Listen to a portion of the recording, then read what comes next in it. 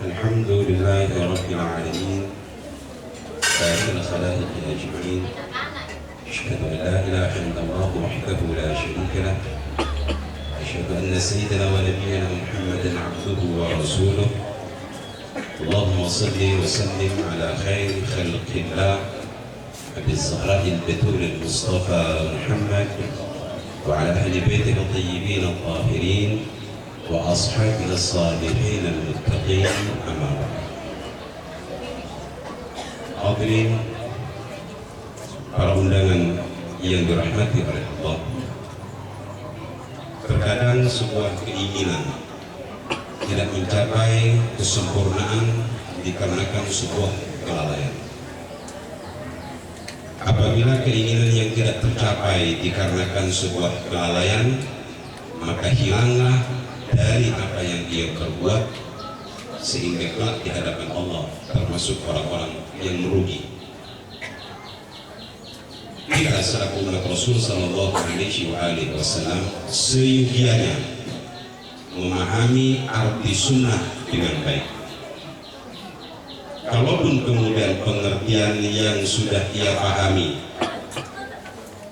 dan dikerjakan dengan sempurna, maka pemahaman dan amal yang sempurna baru menyebabkan seseorang pantas disebut dengan ahlus sunnah.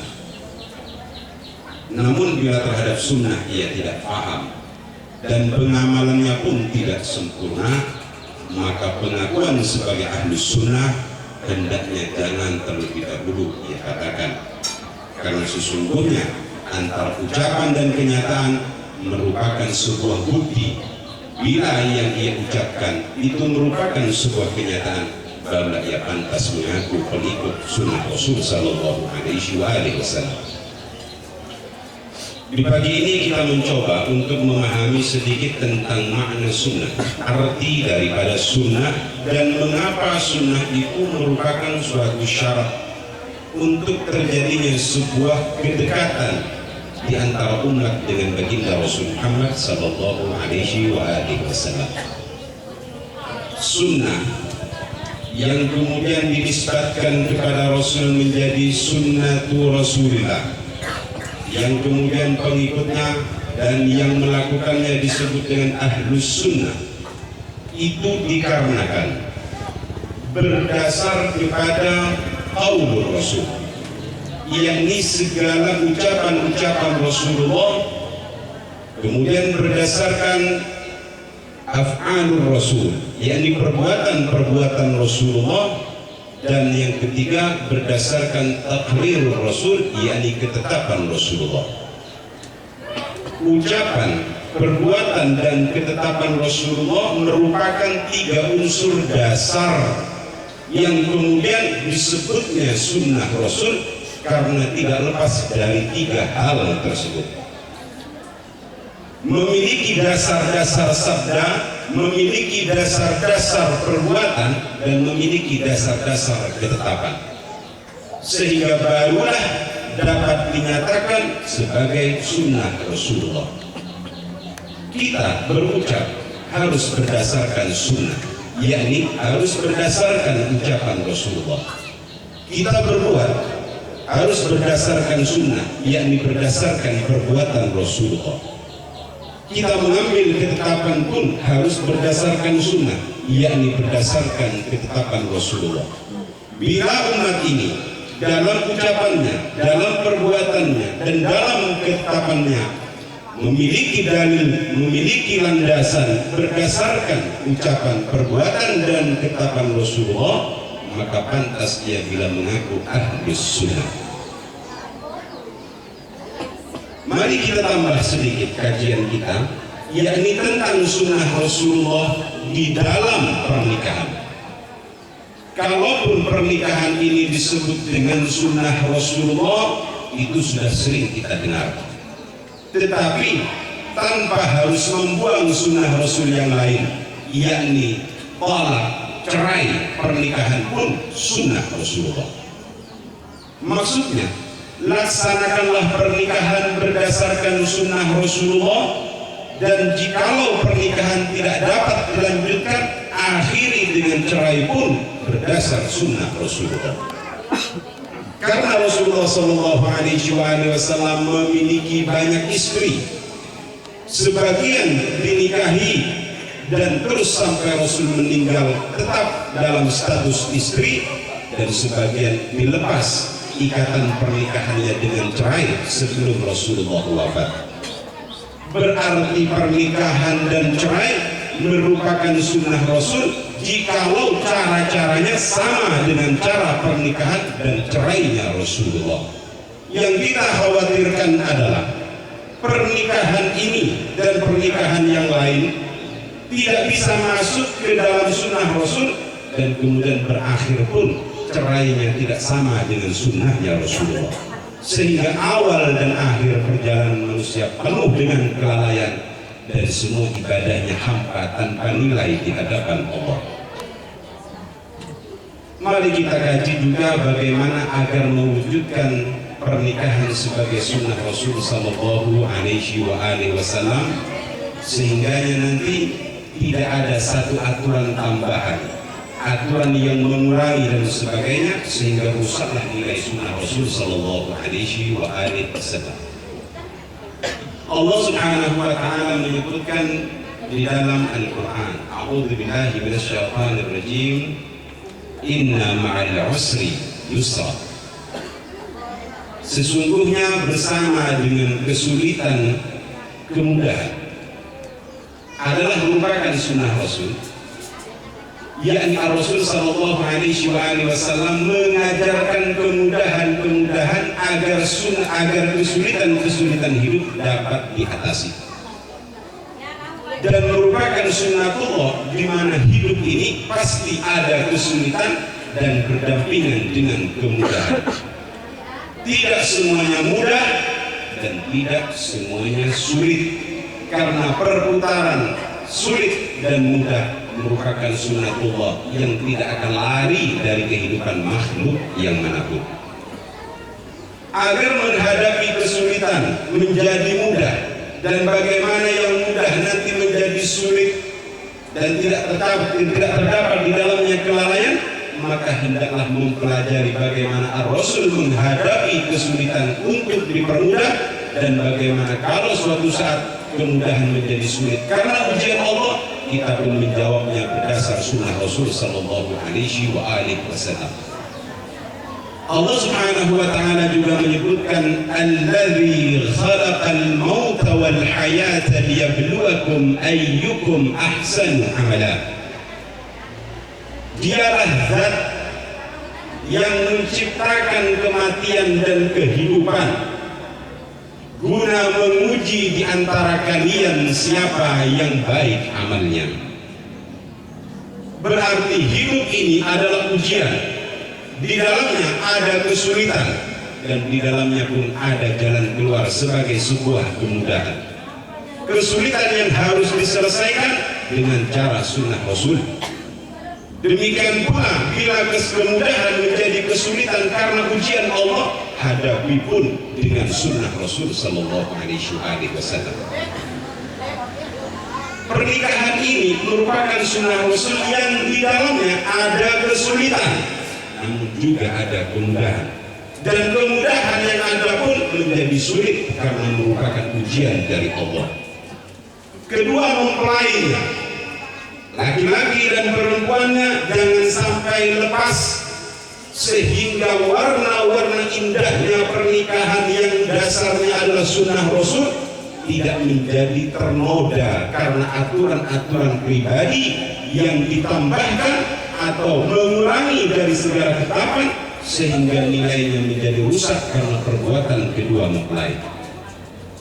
Apa yang harus dilakukan di saat seseorang menghadapi kesulitan guna mencapai kemudahan, dan bagaimana bila Allah menyulitkan yang mudah namun kita bersabar dengan sunnah Rasulullah?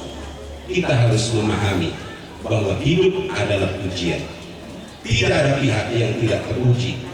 Adakah ia bujang diuji di dalam kebujangannya oleh Allah? Demikian pula yang menikah, dia pun diuji oleh Allah di dalam pernikahannya.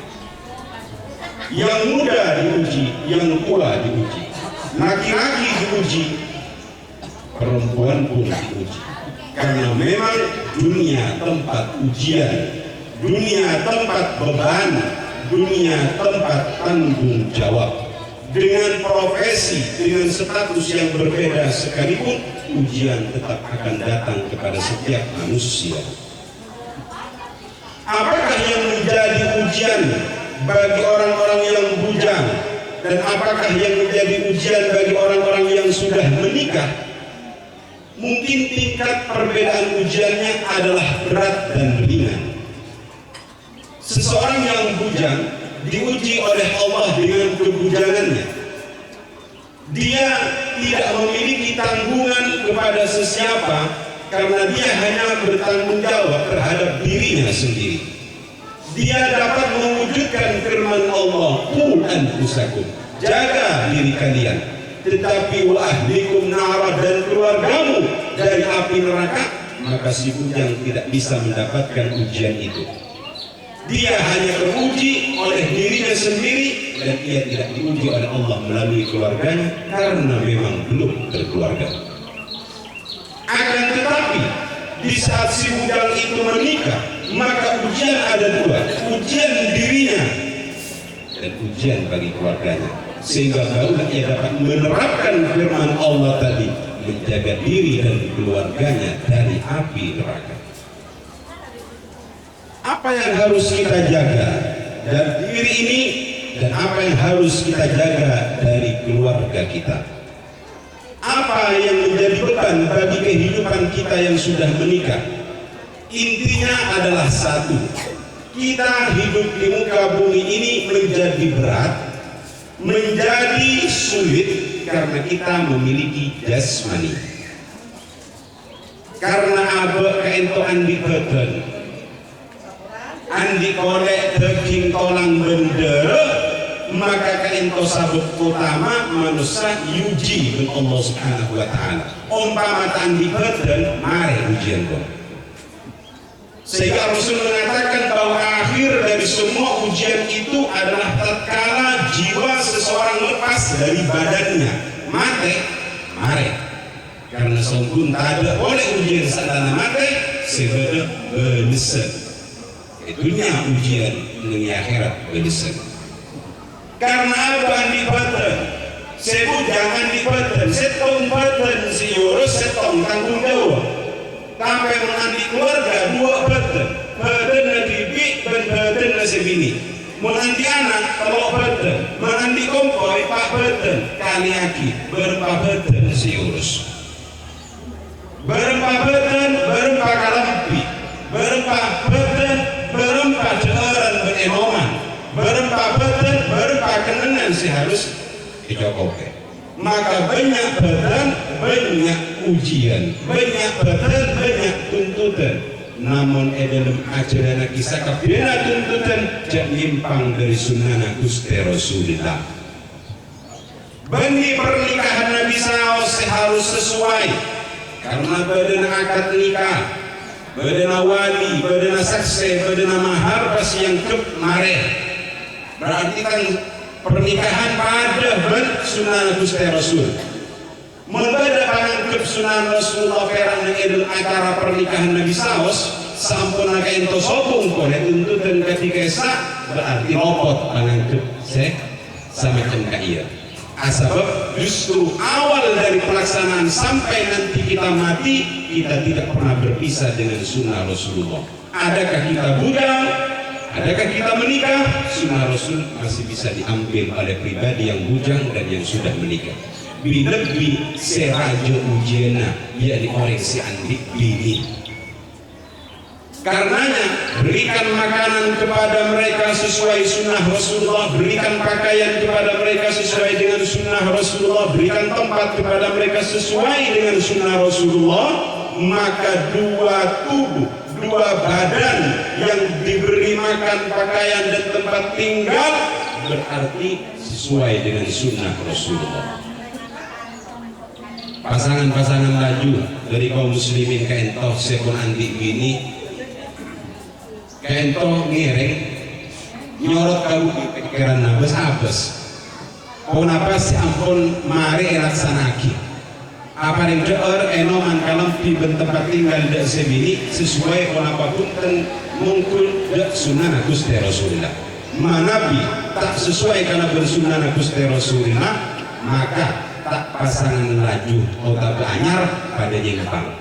Anyar dan laju pada nyempang pada tak dapat Allah Subhanahu wa taala. Melana kita mengkaji nilai-nilai pernikahan, tidak ada kata terlambat untuk membenahi diri. Mun beda sabar yang jauh kasih bini kala bencara tak kala bersunnah Gusti Rasul ambui. Mun beda orang sabar yang kalam tidak sebini tak kala bencara Gusti Rasul ambui. Mun beda orang apa yang tempat tinggal dak sebini tak kala bencara sunnah Gusti Rasul ambui. Maka berhenti dari cara-cara yang salah. Ini adalah merupakan bentuk penyempurnaan. Ambui obe dalam bencaran Gusti Rasul sampar obin abe. Kaento karena abe ambil badan. Sehingga pagi kaparlona badan. Tapi juga beban seraja bening aja kasetong badan kaento. Setong badan ambil juga setong jiwa. Berarti tanggung jawab abe, kabadan abe, bergajiwan abe.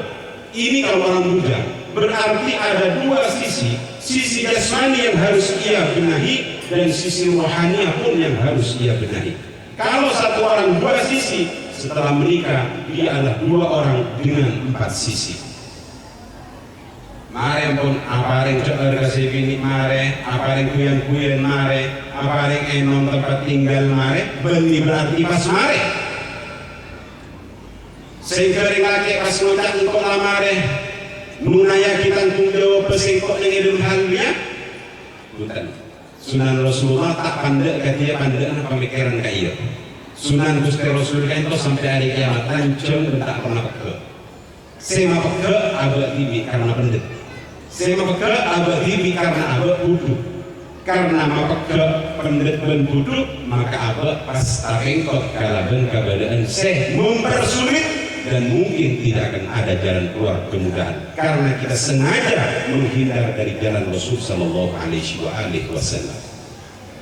Ponapa saya harus bagi abe kajiwan abe saya kedeki abe ngarte ponapa saya bagi abe kajiwan bini. Mun ka urusan tabu mare enoman kalampi tempat tinggal urusan beten dan tabu tapi bini na kita beni kawan andi badan bini kita juga andi nyabu bini kita juga andi jiwa kenapa esena jiwa sehingga tuntut dan jiwa nasi bini juga terkali bersenake sehingga senake apa yang nafkah dohir dan apa yang nafkah batin nasi bini dohir nafkah penari kare batin nasi bini sebelum sampai juga nasi bini abad terkasih abad kabadan nasi laki mari maka harus abad juga jiwa nasi laki sehingga bakte dalam ini sebut kalaban bakte lahir dan batin nasi laki.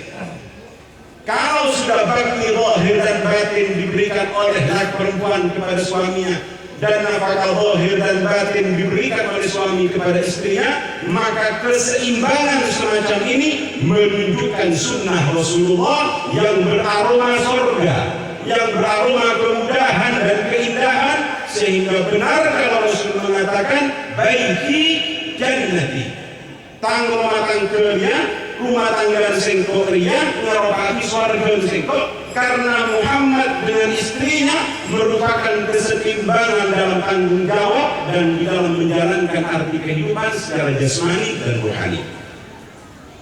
Kecuali laki sebutu atau begini sebutu, otak berkadu pada butu maka tak ambil hancur. Hal kainto si abel baik rogi odi kainto karena abel tatanan tak faham dan nilai sunnah Gusti Rasul sallallahu alaihi wasallam. Perlu kau ini bina abel kainto andi akal sampurna bahas tabu sebini berkena sebini maka berarti nafkah dohir selesai. Tinggal bagaimana memberikan nafkah batin kepada istri, mengingat istri memiliki jiwa. Jiwa istri memiliki unsur-unsur yang harus dipenuhi nafkahnya. istri kita itu memiliki sifat-sifat kebinatangan. Nah, sifat-sifat kebinatangannya inilah yang harus diberikan atasnya nafkah yang disebut dengan hubungan intim. Evaluasi sifat baga binatanganna karena kok cokok deti binatang kasih laki. Selaki cokok deti binatang kasih bini, luar dan kok harus pada deti manusia. Sehingga hak laki ke bini, hak ke bini ke laki, ke itu larokaki, hak sebalik semak bahkan yang tua dan hak ketiga ia. Suami punya hak melihat sekujur tubuh istri dan istri pun punya hak melihat sekujur tubuh suami.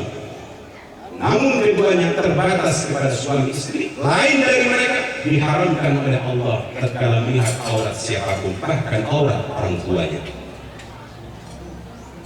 Bina kita ento pada Rabu anti akal. Betul bina kita anti akal. Kenapa nafkah bini seha wajib abri ke akal si bini? Karena akal tak perlu kalampi, akal tak perlu tempat tinggal, akal tak perlu makan, akal tak perlu minum, maka abu astao cek sempurna akal bini ke ento perlu ilmu. Maka narokaki nafkah batin dari si laki ke si bini yakni abri ilmu. Memang kau secara pribadi bercarmet kau orang-orang seferan mamare urusan nafkah dohir, namun tak ngerti dan nafkah batin seharusnya dilaksanakan kebinin, sehingga kebinin itu dari hal-hal nimba ilmu. Tak nurut majelis taklim, tak semangat ulama, tak semangat ada orang-orang siapa yang ngerti ke hukum. Bengkot segini sementara selingkot budu. Lagi nak budu segini terlalu ngajil karena anti akal. Pas bengkot bersebudu itu akhirnya Nabi bikin pada berselingkot pada budu. Urusan tabu pada kenyang, urusan badan pada anti kalampi pada anaung karena anti Roma. Namun nilai dari batin pun orang karena sebini kain anti hak untuk ngaji kan kuingode ilmu masuk ke agama sehingga akan lagi lebih menyempurna lagi dengan lebih berarti selake setak apa yang kesempatan kami kan kuing ngaji pada bentero roman kain tak sempurna. Terus dalam keadaan ancur dalam proses semak karena sempurna saya bisa nyempurna rumah tangga itu akal sehat seebar ini untuk bisa terkali dan akal itu ilmu sebagai sebuah keharusan yang dipenuhi oleh suaminya.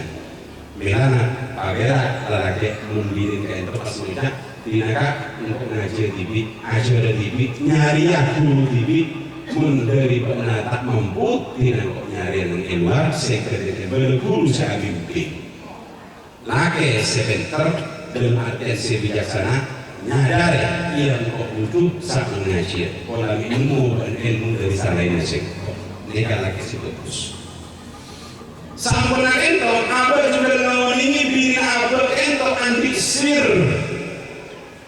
anti roh dalam roh bersir sir ento sekrom dari Allah Subhanahu wa taala. Saya cinta ada Allah. Saya teratakan kepada Allah kain itu saya baca sir.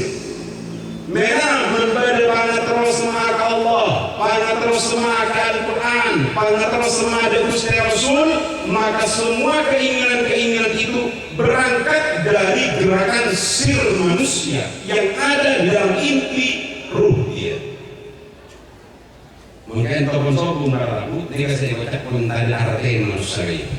Rong-rongan gambar sobung, rong-rongan Gusti Rasul sobung, rong-rongan ke Al-Quran, ke amal bagus sobung. Topon sobung, tak ada rong-rongan ketika itu berarti itu saya baca mati sebelum mati.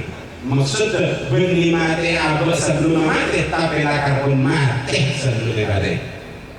Maksudnya tidak ada nilai.